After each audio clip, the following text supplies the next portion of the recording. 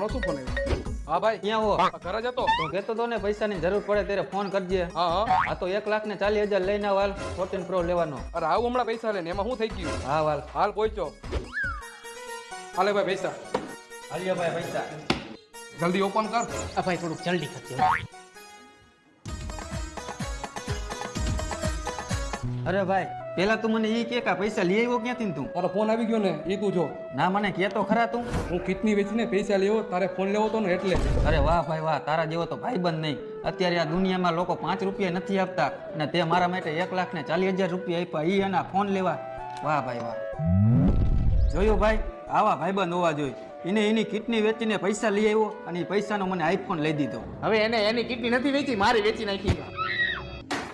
કેવા માણસો હે નહીં? તો લાઈફ ફોન મારી પાસે. એમ થોડુંક હાલે. કેવા માણસો હે સમજો ને તમે.